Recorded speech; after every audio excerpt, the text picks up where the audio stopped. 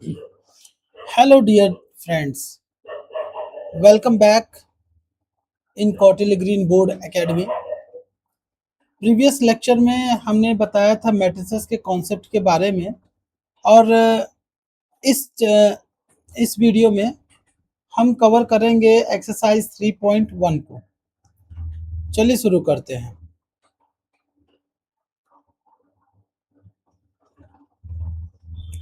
Exercise 3.1। Before we could proceed, exercise 3.1.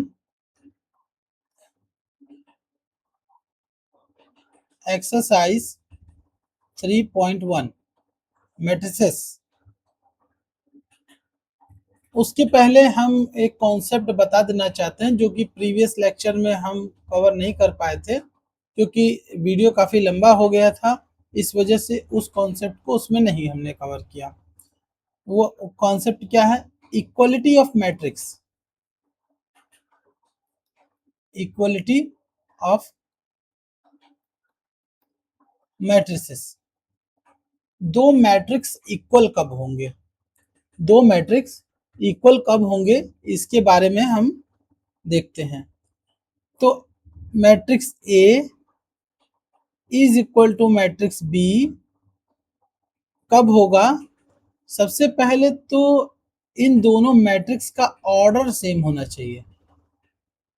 Order should क्या? Must be same. Must be same. पहला, तभी दोनों matrix बराबर हैं। और जब बराबर हैं तो उनके कॉरस्पॉन्डिंग एलिमेंट्स भी बराबर होंगे। जैसे सपोज दैट कि एक हमारे पास मैट्रिक्स है A is equal to, matrix लिया A I J M cross N है, तो दूसरा मैट्रिक्स बी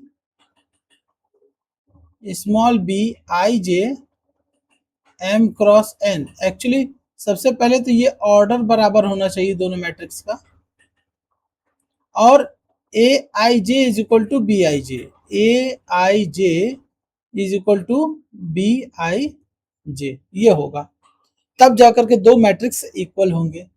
एग्जाम्पल के तौर पे, जैसे एग्जाम्पल दे दिया, मैट्रिक्स ये है, मान लिया ए है 1 2 3 4, ये मैट्रिक्स बी के बराबर है। ये मैट्रिक्स है 1 2 3 4, ये इसके बराबर है। तो ए इज इक्वल टू बी है।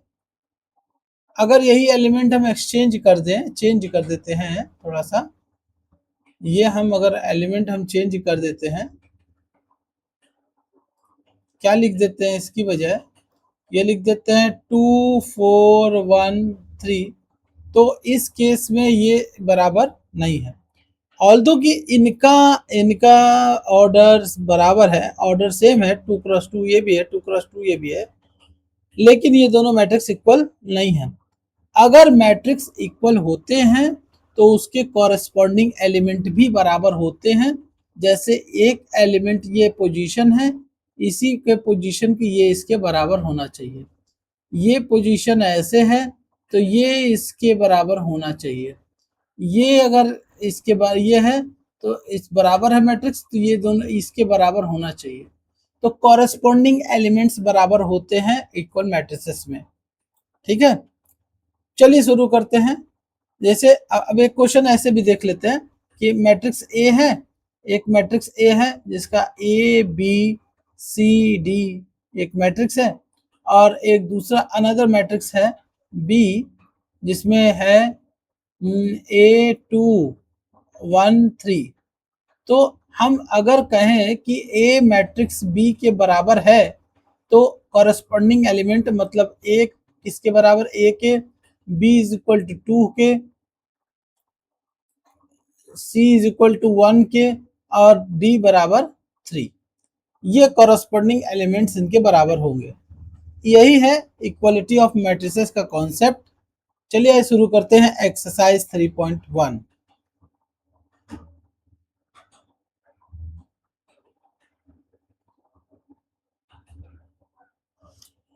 हम शुरू करते हैं एक्सरसाइज 3.1। एक्सरसाइज 3.1 एनसीईआरटी का पहला क्वेश्चन दे रखा है इन अ मैट्रिक्स। एक मैट्रिक्स दिया है, क्वेश्चन दिया है इन a matrix. In a matrix A ये दिया है 2 5 19 -7 35 -2 5/2 12 √3 1 -5 और 17। ये एक मैट्रिक्स दे रखा ए। हमको क्या क्वेश्चन में पूछा है, हमारे लिए क्वेश्चन में ये पूछा है first order of this matrix.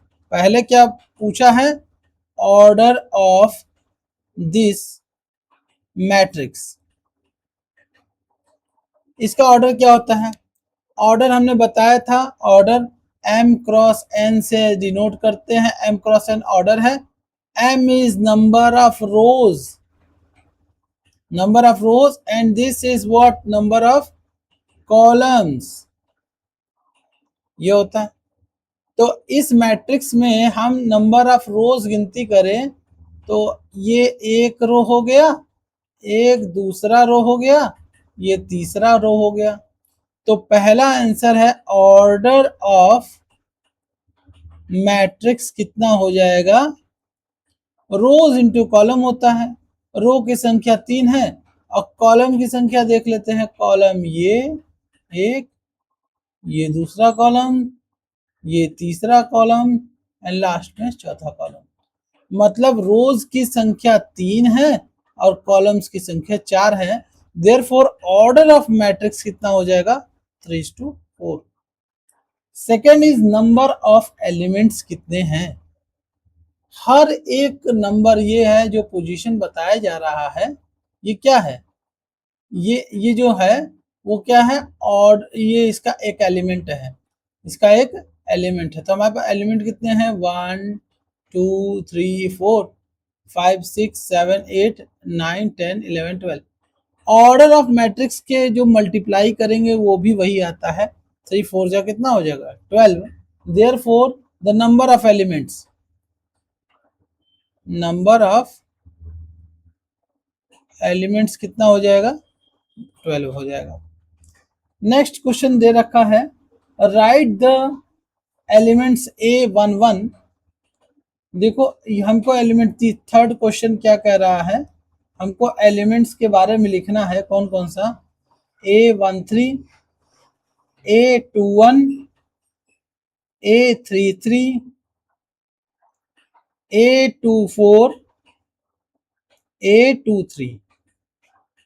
तो आप जान रहे हो कि ये जो एलिमेंट है इसके नीचे जो पोजीशन दिखाया है, जैसे AIJ अगर रहता है तो दिस रिप्रेजेंट, I रिप्रेजेंट रोज, और ये कितना बताता है, ये कॉलम बताता है। तो इसमें ये बता जो रहा है वो क्या बता रहा है, 1 रो और तीसरे कॉलम में कौन सा नंबर है। तो फर्स्ट रो हमारा ये रहा और तीसरा कॉलम 1 2 3 ये। तो ये जो एलिमेंट है 19, ये हमारा A13 है। A21 कितना है, A21 मतलब दूसरा रो और पहला कॉलम। तो दूसरा रो कौन सा है, दूसरा रो आपके सामने है, दूसरा रो ये है और कॉलम पहला है।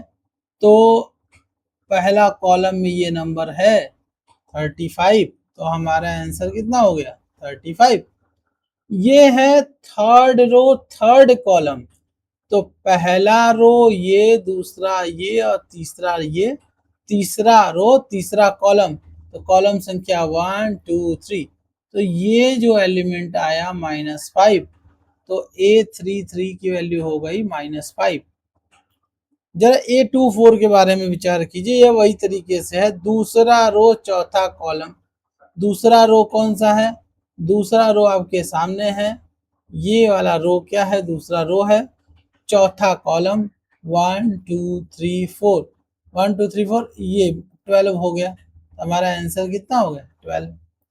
A23 दूसरा रो और तीसरा कॉलम, ये रहा 5/2। इसमें आंसर कितना आ गया, 5/2। ये काफी इजी क्वेश्चन है, पहला क्वेश्चन है तो इजी ही होगा। फिर सेकंड एक क्वेश्चन, अगला क्वेश्चन लेते हैं।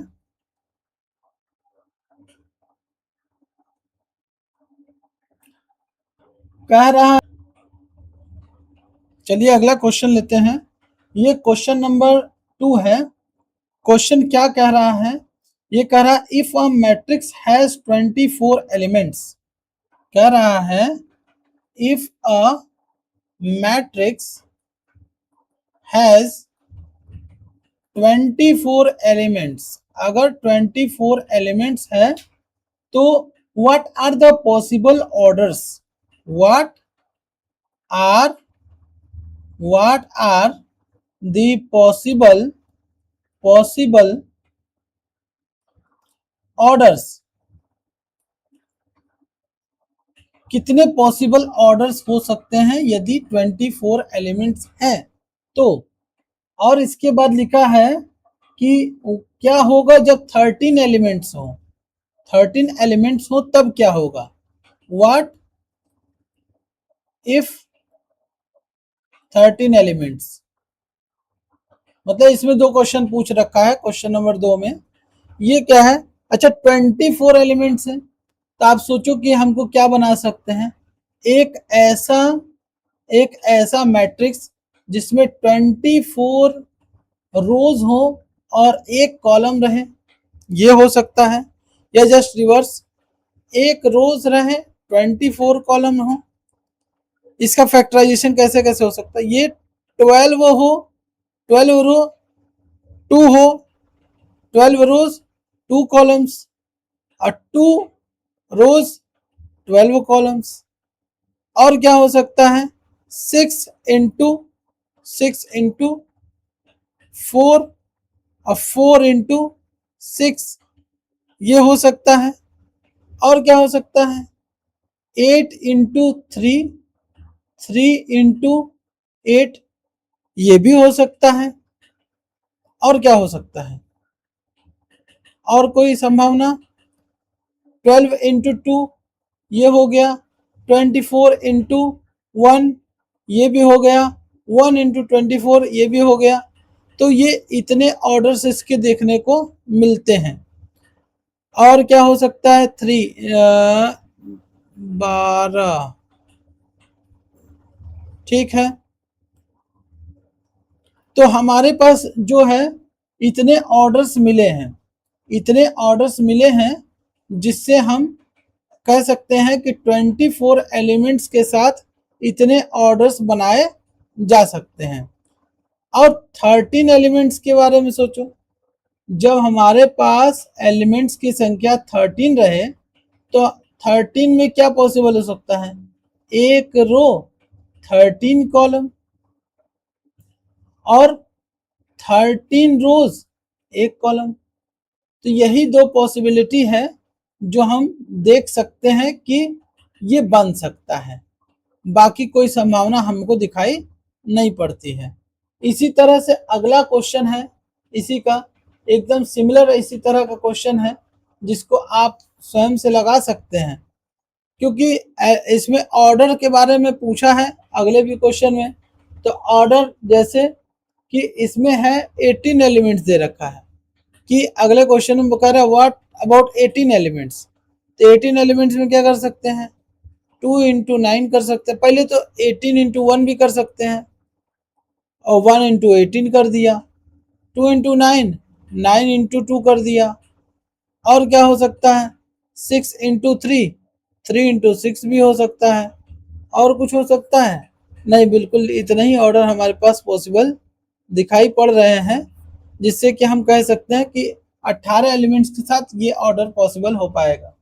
इसके बाद कह रहा है कि 5 एलिमेंट्स के साथ कितना होगा, तो 5 का 5 5 इंटू 1 और 1 इंटू 5, ये these are two possible orders possible हो पाएंगे। लिख रहा है कंस्ट्रक्ट अ मैट्रिक्स 2x2, है ना, ये कह रहा है कंस्ट्रक्ट, ठीक है, construct a 2x2 matrix. 2x2 matrix बनाना है। A इज इक्वल टू स्मॉल a I j, ये है, whose elements are given by, whose elements are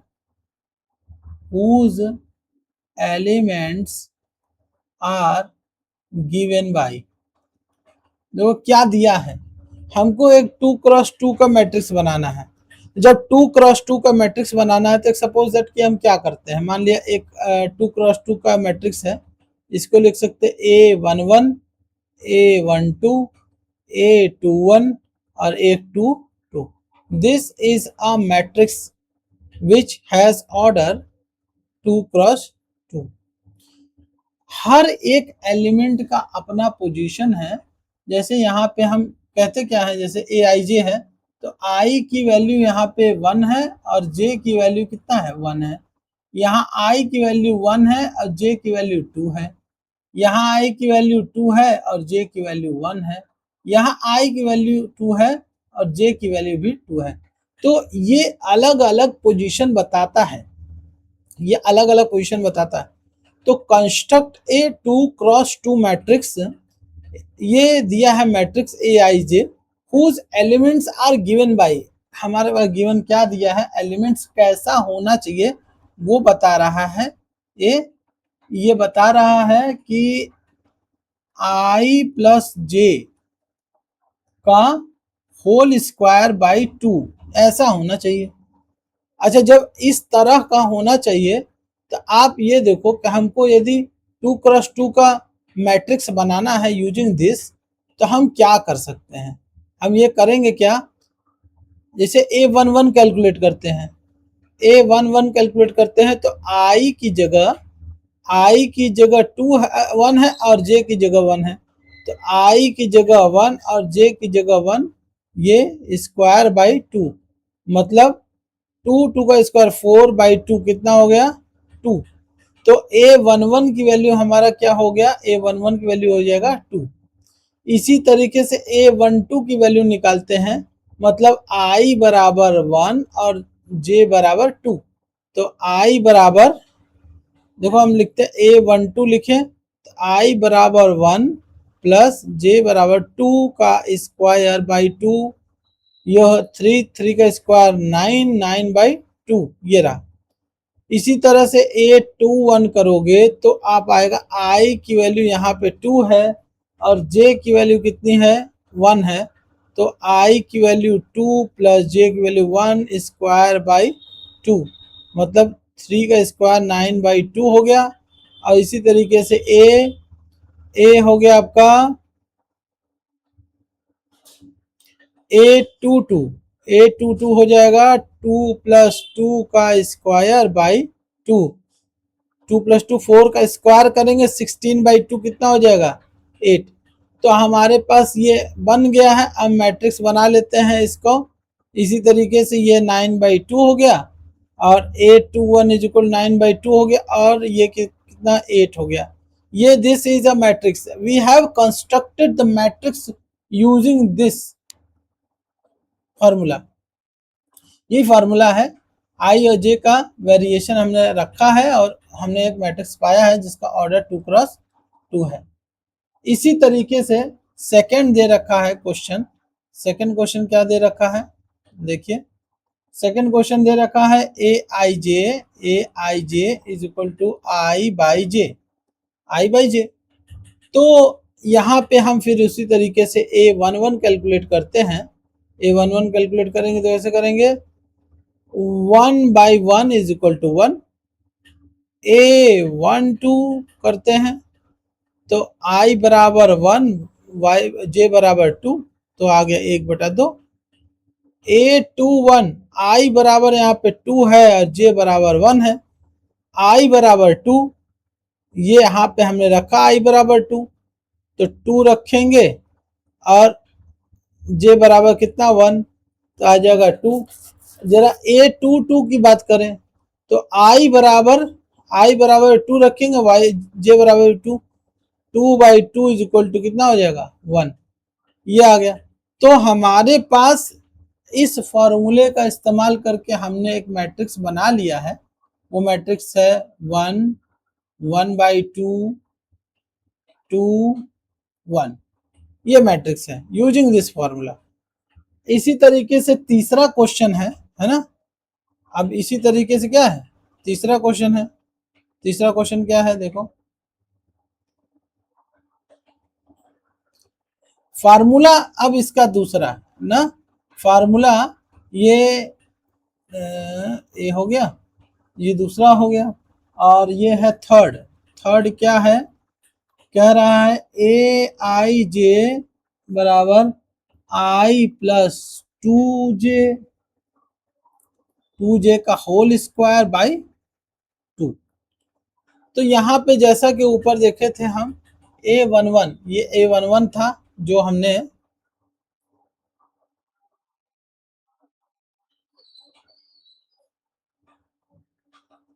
हमने लिख रखा है a11, i बराबर 1 और j बराबर 1। इसमें फॉर्मूला में रख देते हैं 1 + 2 × 1 का होल स्क्वायर बाई 2।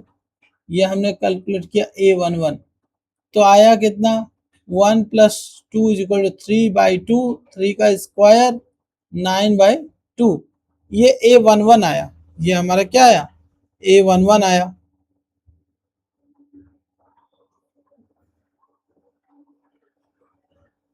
इसी तरीके से हम नेक्स्ट लाते हैं क्या, a12 i बराबर 1 प्लस j बराबर 2 स्क्वायर किया बाई 2, 2 2 जा 4 + 1 5, 5 का स्क्वायर 25/2, 25/2।